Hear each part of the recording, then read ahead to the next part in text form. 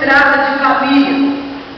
Porque Malaquias diz que se eu e o Leandro não converter o nosso coração aos nossos filhos, e os nossos filhos não converter o coração deles ao nosso, se eu não estou enganado, eu já preguei nesse texto aqui nessa igreja, porque essa é a segunda vez que eu venho aqui, Deus mesmo vai vir e vai ferir a terra com maldição. E eu acho essa uma expressão muito forte quando termina o Velho Testamento, dizendo que nós precisamos de uma família onde de fato o nome do Senhor seja glorificado, para que ao invés de Deus amaldiçoar a terra, Ele venha abençoar a terra.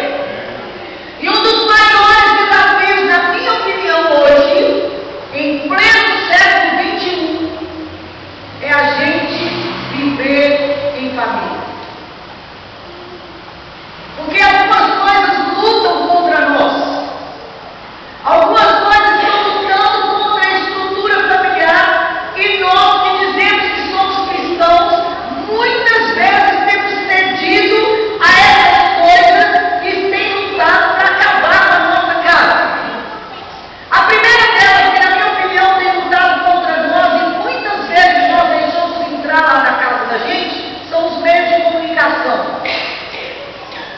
A televisão, o jornal, as revistas, tudo que você pega hoje para poder você colocar dentro da sua casa, está focado em mudar o jeito de viver em família. E nós, irmãos, nós precisamos tomar uma postura, uma posição.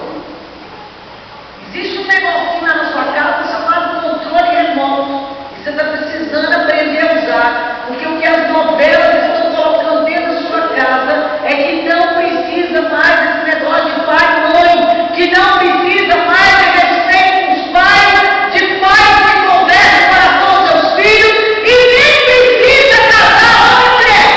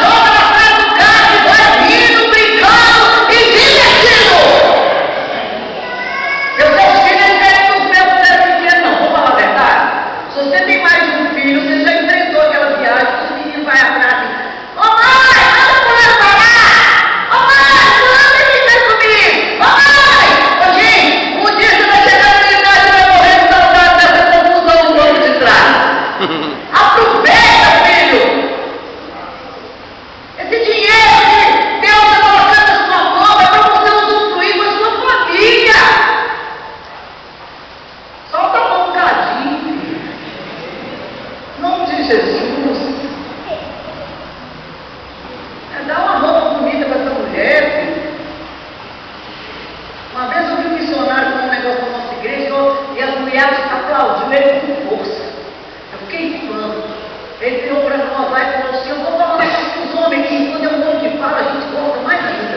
Ele falou: deixa eu falar um negócio aqui. Mulher boa é mulher cara. Eu gostei daquilo. Gente. Esse negócio de ficar, sabe, só guardando. Investe nessa mulher que você tem aí, filho. E você também, mulher, investe nesse maridão. Ensina esse homem a andar mais arrumado, filha. Dá uma dica pra ele aí.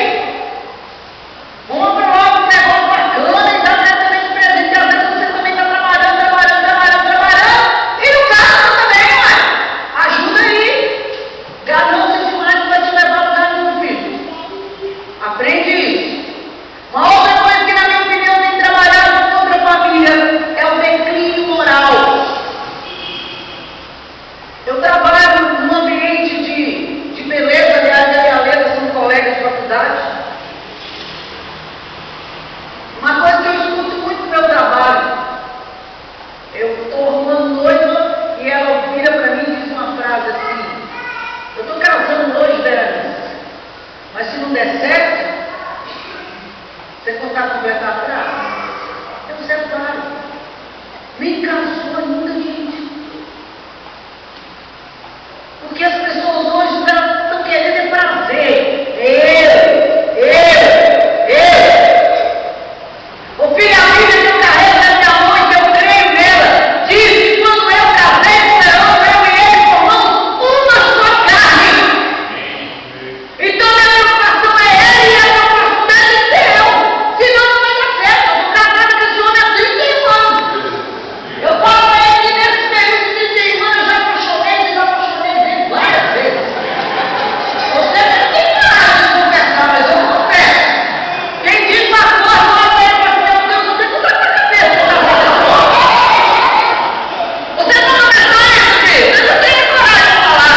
Como eu falo, pastor, é aquele já sabe, né? Mas ele também já deve ter pensado nisso, gente. Ele já deve ter acordado de olho para mim e falou: meu filho, fica de Deus, essa mulher não para. Às vezes você fala para mim: eu fui ligado no 220 e esqueceu de ligar. E nós dois somos opostos. O seu você vai sofrer, mas eu e o Leandro nós somos completamente diferentes. A gente tira férias, se ele puder, quer ir num lugar onde tem uma rede, ele fica deitado na hora de férias, sem fazer nada. Eu quero ir onde eu posso andar, passear, ir todo mundo é canto. De tão diferente que a gente é, gente. Mas quando Deus nos juntou, Ele nos juntou para ser um. Para nós, tão feliz. Ô filho, Deus quando junta a gente, não é para a gente ser feliz sozinho, não é para fazer o outro também feliz. Você já se perguntou se seus filhos estão felizes? Você já se perguntou se seu marido está feliz? Em nome de Jesus, gente, essa ideia que a mídia está vendendo para você, isso não é bíblico. Deus nos juntou para ficarmos casados até que a morte nos separe. Se você casou no Senhor, filho, foi para isso que Ele te juntou. A não ser naquelas exceções que Jesus mesmo falou. Fora isso. Outra coisa que tem trabalhado contra a família é a tecnologia. Tecnologia é um trem bacana, gente. Eu acho sensacional. Eu mesmo estou usando um negócio aqui que é tecnologia. E isso me ajudou muito. Porque antes eu ia viajar, como tudo que eu escrevia era nos caderninhos, eu tinha que, às vezes, uma viagem levar dentro da Bíblia, mas uns 3, 4 cadernos, porque as mensagens que eu queria falar estavam cadernos diferentes. Agora não. Eu tenho um secretário eficiente que digita tudo para mim aqui, e eu viajo com a minha Bíblia, e esse negócio fica aqui no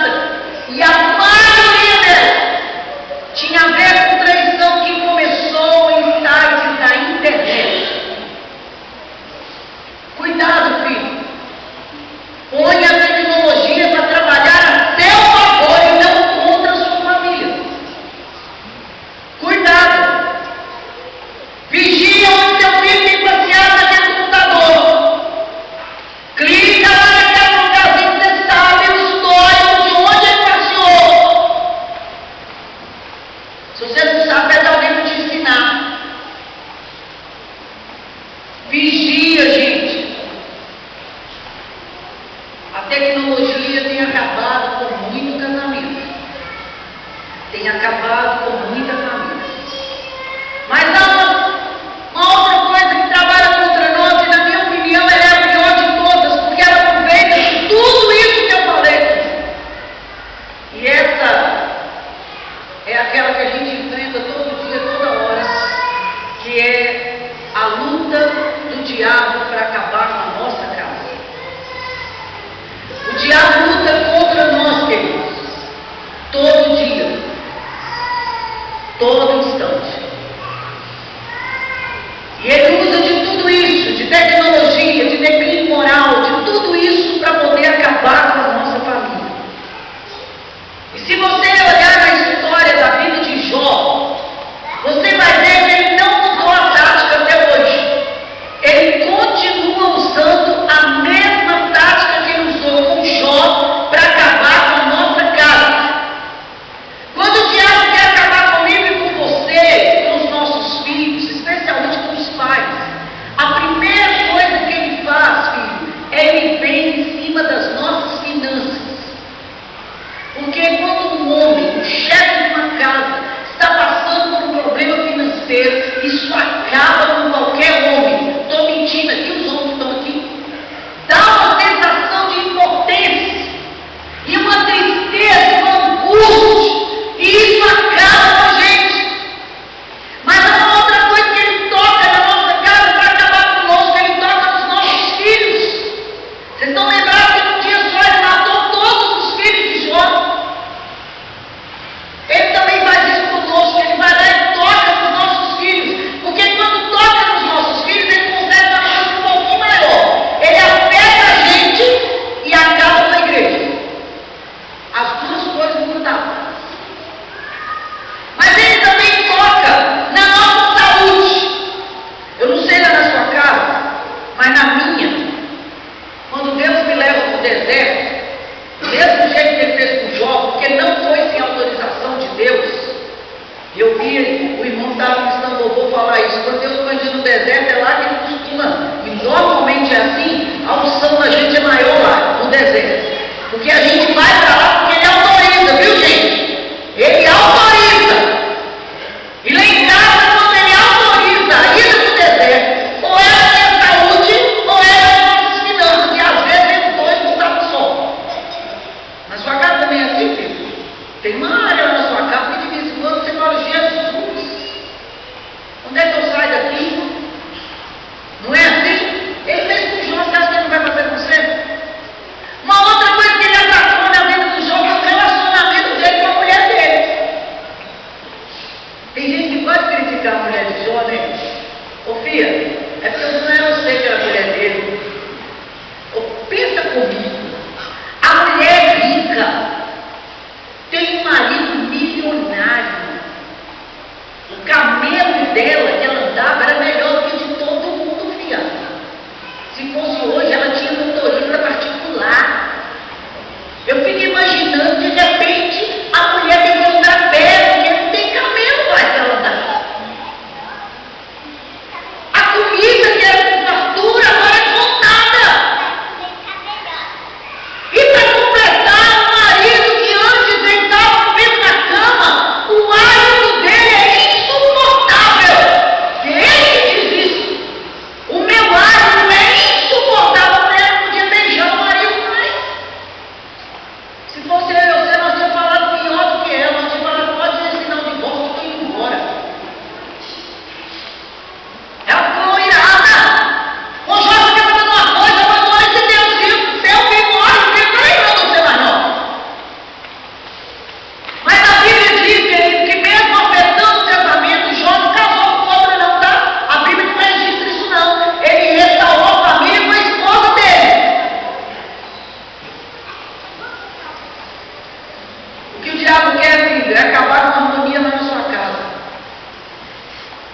Você está precisando é ficar esperto.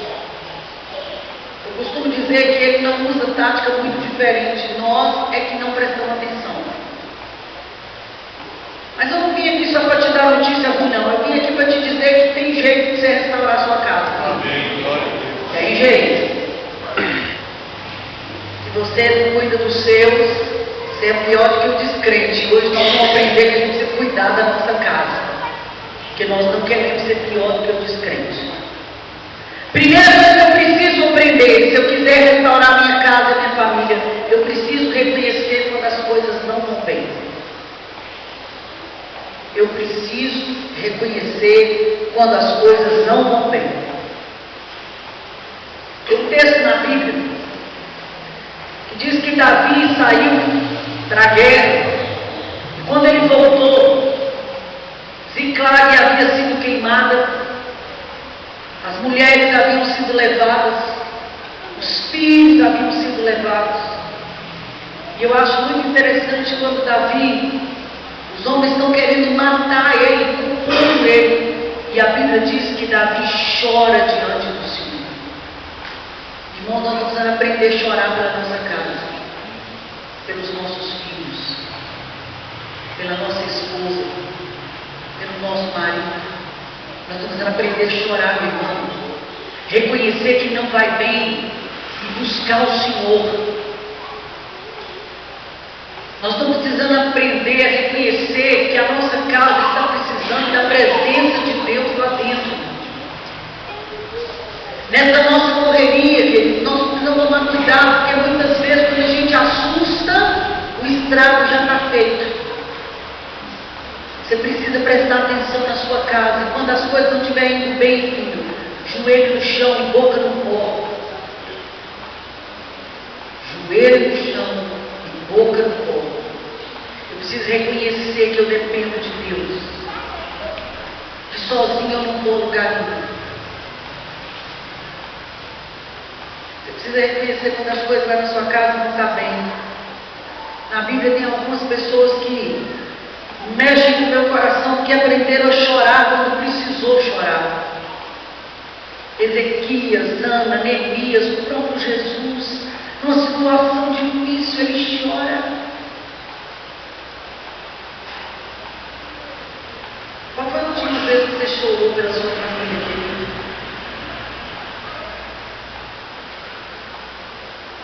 Viver em família, meu irmão, não é fácil, não. Criar filhos não é fácil. Mas é um desafio que pode ser vencido.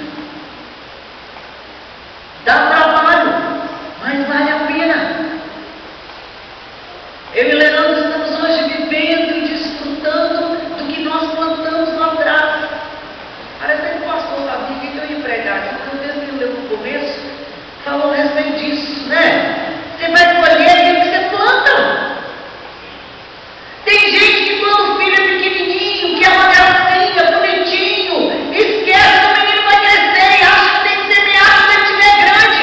Não, filho, você começa a semear na hora de semear, cara, semeia lá no hospital. Para você colher lá na frente. Eu conheço muitos pais que têm chorado hoje, porque criou um filho falando mal da igreja, falando mal do pastor, falando mal da liderança da igreja. E quando o menino chegou na adolescência e foi embora, você queria o quê? Você ensinou ele a odiar a igreja. E como é que você quer que o menino fique assim? Você vê coisas boas do coração do seu filho, querido. A sua igreja tem problema porque você está aqui. Porque eu e você somos da igreja.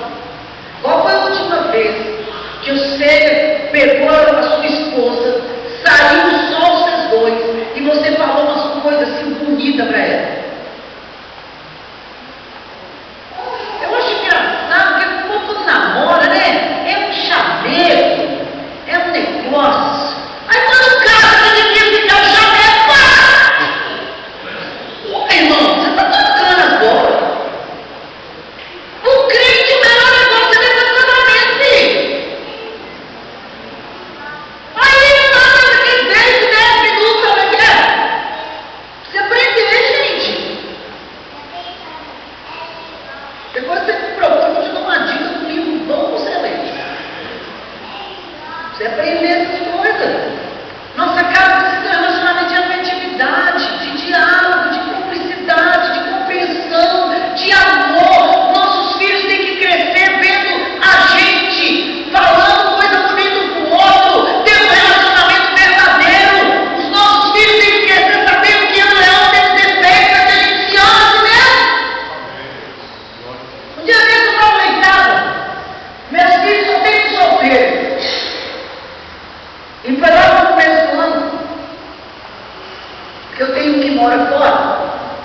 Aí estava todo mundo almoçando lá em casa no domingo, antes da gente viajar de férias.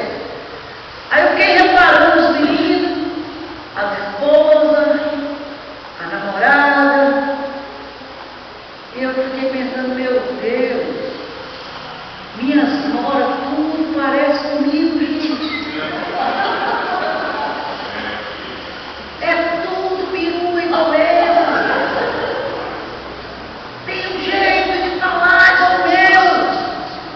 E na hora eu estou lá no Rio fazendo almoço e estou pensando, Deus, louvado seja o teu nome, porque eu sou uma boa referência para os meus filhos. Eles não sabem, mas eles procuraram uma esposa que parecia com a mãe.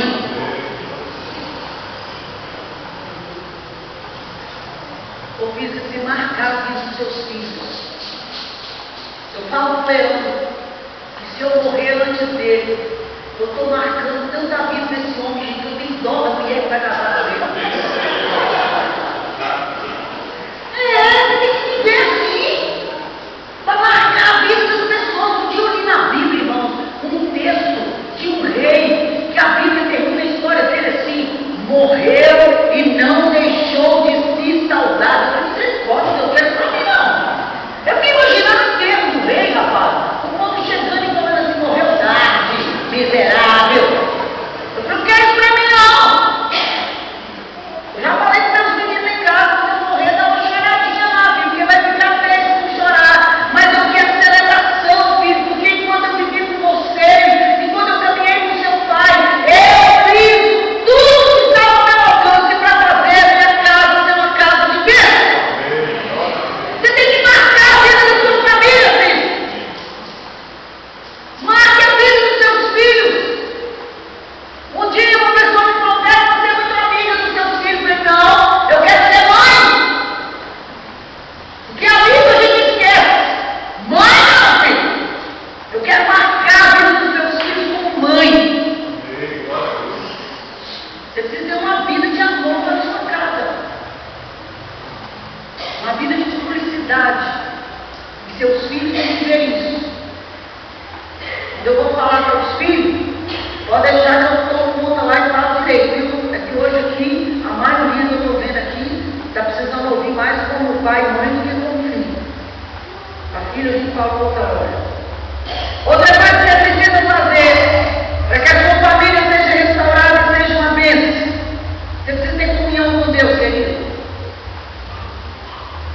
Lá na sua casa, Deus não pode ser um convidado de vez em quando. Ele tem que ser a pessoa mais importante da sua casa. Seus filhos têm que crescer aprendendo a temer o Senhor. Seus filhos têm que crescer aprendendo a amar as coisas do Senhor. Amar isso aqui, gente, ó, esse ambiente, esse tempo juntos. Seus filhos têm que olhar para você e aprender com você a amar as coisas de Deus. Uma das maiores alegrias que eu tenho na minha vida, talvez, se eu fosse assim colocar uma escala, eu acho que ela estaria bem no topo. Uma das maiores alegrias que eu tenho é que todos os meus filhos são convertidos no Senhor Jesus. Nunca se desviaram da presença do Senhor. Nunca.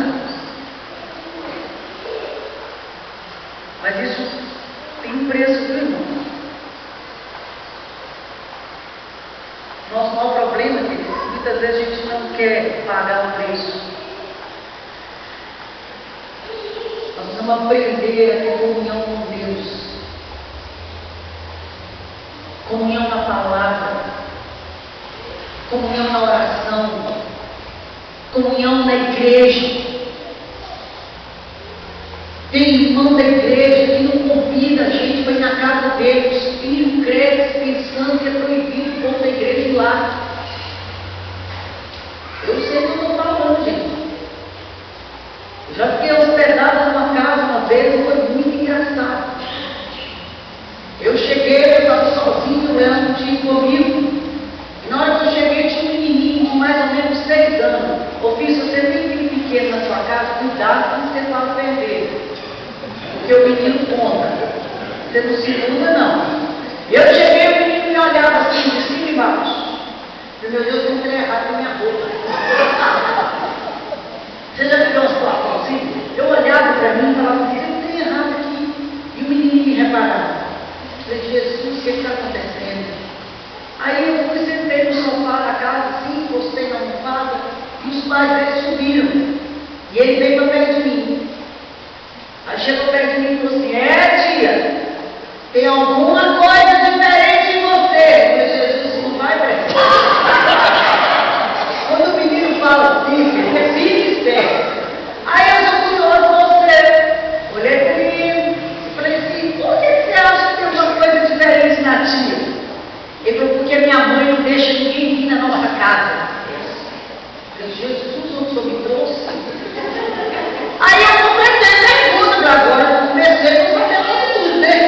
Saber onde eu estou. Falei, meu filho, por que pode vir aqui na sua casa? A mamãe não gosta. Falei, porque minha mãe, tia, tem medo até de atrapalhar a almofada dela. E eu vi que você estava na almofada da mulher, gente. Eu levantei um salto assim no sofá, até a almofada da mulher. Eu nunca fiquei numa casa, gente. Se eu tivesse tanta preocupação, eu acordava de manhã, eu estava tudo no sol da rua, assim. E ele estava para ficar ajeitadinho. Falei, então eu nunca mais vou ver ninguém aqui. Tem gente que é assim, irmão. Deixa eu lá na sua casa, filho. Vai lá nas coxinhas penduradas que come. A gente pode isso não. Pode fazer tangue, vai fazer uma da boa. Né? Não se preocupa se vai ter Coca-Cola, não, qualquer coisa. Nós vamos aprender a criar os nossos filhos tendo comunhão com o povo da igreja, gente. Até a alegria quando a festa da turma da igreja. Faz isso, gente. Como eu gostava, tenho uma saudade, quando os filhos eram tudo solteiros. De vez em quando, quando o Leandro veio dormir no sábado, e ele estava com uma boa programação da igreja ainda. Às vezes eles ligavam, mas nós vamos chegar mais tarde. Só que mais tarde, além dos 3, ele trazia mais uns 5. Aí quando ele acordava de manhã para poder ir para a cozinha, o Leandro falava assim, filho, agora até tirar uma foto. Tinha que passar em cima dos meninos na sala, porque estava quebrando um colchão pela casa. Ou então tinha colchonete para todo lado, porque a turma da igreja dormia lá. Que coisa boa! Nossos filhos cresceram nesse ambiente. E nós vamos aprender, gente, que isso também é comunhão com Deus. A Bíblia é muito clara, filho. Se eu falo que amo a Deus, eu não amo meu irmão, está tudo errado. Cria seus filhos para te trazer nesse ambiente aqui, filho. Em nome de Jesus. Tem pai que tem um menino assim, que o menino quando levanta para vir para a igreja de manhã já vem com raiva. Não, filho, faz seu filho ter prazer aqui nas coisas do Senhor. Faz esse tempo aqui ser um tempo de celebração, de alegria. Amém, irmão? E por último, querido, se você quiser ter sua casa restaurada, uma família restaurada, cuidar dos seus, como a gente leu no texto, você precisa confiar nas promessas de Deus para a sua família. Deus tem promessas para nós. Como eu gosto de saber disso. Eu gosto de estar no deserto que for, irmãos. E às vezes o deserto é tão grande que entristece a gente mesmo. Mas como é bom saber que o mesmo Deus que te levou para lá tem poder para te tirar de lá. Como é bom saber que o mesmo Deus que envia gafanhoto é o Deus que tira o gafanhoto. Você precisa confiar nas promessas de Deus para a sua casa. Deus tem promessas para a sua família, para os seus filhos. Eu não me esqueço quando eu estava grávida do meu filho mais velho, um pastor muito querido, Deus já levou para a glória, e levou quando estava com 98 anos. Ele foi visitar a nossa cidade, pregar na nossa cidade e foi na minha casa tomar um café da tarde. Eu estava grávida de 7 meses. Eu me lembro que na hora que o pastor Elias estava indo embora, ele falou comigo assim: Veranice, eu queria orar por você, filho. Você pode orar, pastor. Aí ele olhou para o Leandro e falou: Leandro, você me autoriza a pôr a mão na barriga da Vera? Eu queria orar especificamente por esse bebê. Eu falei: claro, pastor, pode orar. E eu nunca vou esquecer a oração daquele homem naquela tarde na minha casa. Ele orou, irmãos, e naquele dia eu aprendi a orar pelos meus filhos sem me falar nada, só na oração. Ele orou por tudo que haveria de estar relacionado com o nosso filho. Pela escola que ele ia estudar, pelos amigos que ele ia ter, pela esposa ou marido. Eu não sabia o que era o bebê, eu não tinha feito ultrassom para saber. Ele orou por tudo, irmão. Tudo. A cidade onde a gente poderia morar, quem ia conhecer o meu filho, ele foi orar por tudo. Eu fiquei impressionado. Quando ele terminou a oração, ele me perguntou assim: você sabe o que é o bebê? Eu falei: sei não, pastor. Falou: filha, esse menino vai ser um homem cheio do Espírito Santo e vai pregar a palavra de Deus. Eu guardei aquilo no meu coração, irmãos. Nunca falei com meu filho. Só eu e meu marido sabemos. E esse meu filho hoje é um dos pastores da minha igreja. Sabe por quê, querido? Quando Deus tem uma promessa para a sua casa, Ele cumpre o que Ele prometeu. Não deixe o inferno roubar isso do seu coração, querido. Se Deus tem uma promessa, aprenda com Maria. Guarda o seu coração e espera o agir de Deus. Maria sabia quem era Jesus, mas ela não precipitou as coisas. Tudo ia acontecer no tempo de Deus. No tempo de Deus, a promessa chega na sua casa. No tempo de Deus, o milagre chega na sua casa. Eu acho um texto maravilhoso quando Jairo chega diante de Jesus e fala que a menina dele está doente. Tem uma frase que Marcos narra que eu acho maravilhosa. Eu até preguei essa frase, tão bonita que eu acho.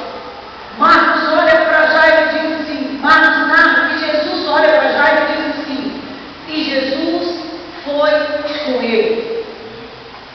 Eu fico imaginando que nessa hora diante, Jairo não saiu perto de Jesus mais.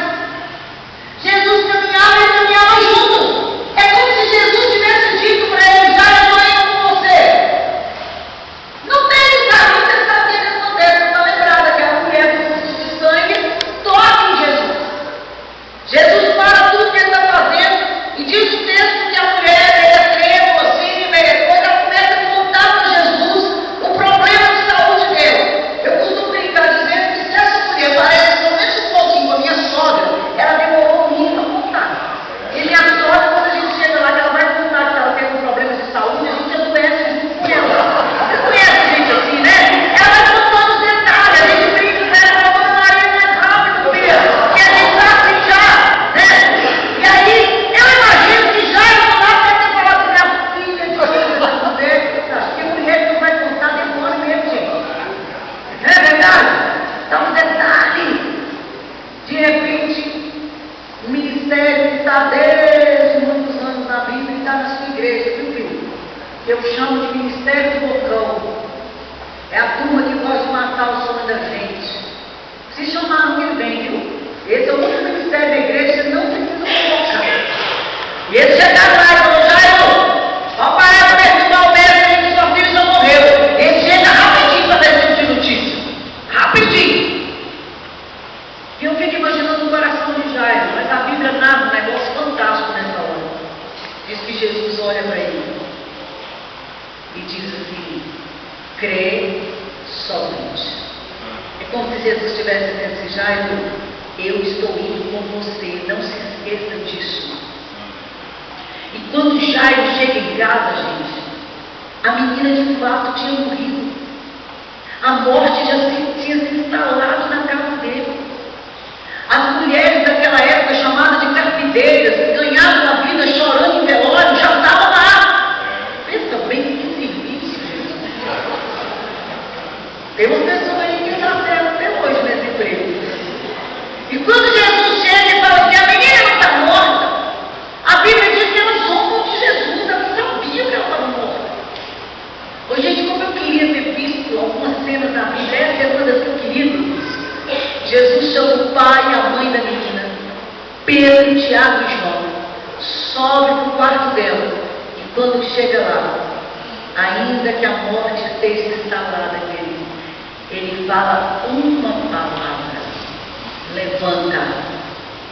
E quando Jesus chega na sua casa, filho, e fala essa palavra, não tem nada nesse mundo que fica como está. Porque quando ele fala, o mar obedece, o vento aquieta e a morte tem que ir embora. Você precisa crer nisso lá na sua casa, filho. Porque o Deus que eu sirvo, o Deus que você serve, ele não mudou. O nome dele ainda é Deus Todo-Poderoso. E ele está vivo. O problema não está nele, filho. Muitas vezes o problema somos nós. E nós vamos confiar mais no Senhor. Ainda que a tempestade esteja sobre nós confiaremos no Senhor. E a nossa casa, no que depender de nós, será conhecida pelos meus vizinhos, pelos meus amigos, como uma casa onde a bênção do Senhor está. Você precisa crer nisso, filho, de todo o seu coração, com toda a sua alma, com toda a sua força, porque o Deus que você serve é o mesmo ontem, hoje, e vai ser eternamente louvado seja o Senhor. Eu queria orar por você, querido. Você que quer pôr sua família no altar aqui hoje à noite. Ainda que tudo no século que nós estamos vivendo esteja lutando contra a nossa casa, a gente faz um compromisso aqui, Deus, na minha casa. O meu compromisso é com o Senhor. Na minha casa, a regra de fé e de prática lá é a